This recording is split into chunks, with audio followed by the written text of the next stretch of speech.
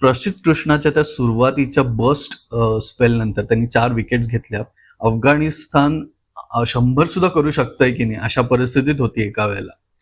पण तिथे उभा राहिला त्यांचा कॅप्टन हशमतुल्ला शहीदी आणि आणि त्याच्या जोडीला होता अझमतुल्ला ओमरझाई. ओमरझाईचे ग्लिम्सेस आपण IPL मधनं बघतच असतो, पण आज शहीदीने पण सांगून टाकलं जगाला की तो का कॅप्टन आहे आणि का त्याला एवढे हायली रेट करतात. रिलेंटलेस स्टँड होता त्याचा असं मी म्हणेन, कारण त्याला थोड्याफार इंजुरीज, थोडेफार क्रॅम्प्स येत होते. त्यातून तो लढत लढत अफगाणिस्तानला म्हणू शकतो थोड्याशा रिस्पेक्टेबल टोटल पर्यंत घेऊन गेला. कारण एकदा ओमरझाई आउट झाला 50 वर, त्यानंतर त्यांच्याकडे कोणीच उभं राहायला नव्हतं. एकटा तोच लढत होता एका बाजूनी.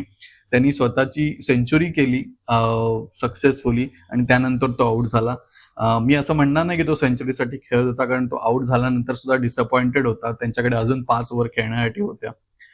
पण त्या शतकी खेळीने त्याला कॉन्फिडन्स नक्कीच आला असेल आणि ॲज अ कॅप्टन वेल त्याचा जॉब खूप कठीण आहे असं मी म्हणेन, कारण अफगाणिस्तान खूप प्लेयर्स, त्यांच्याकडे खूप प्लेयर्स नाहीत ज्यांच्यावर ते अवलंबून राहू शकतात.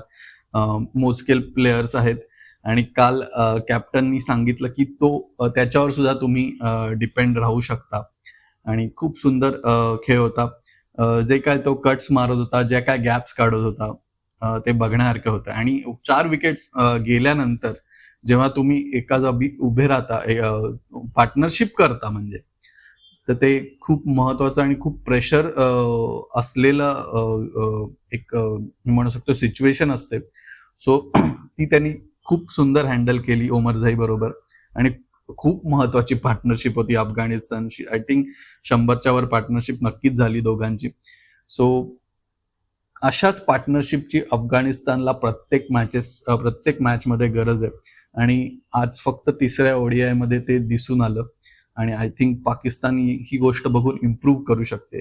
So Afghanistan should thank you त्यांच्या कॅप्टनला की या पॉझिटिव्हिटीसाठी आणि कॉन्फिडन्ससाठी.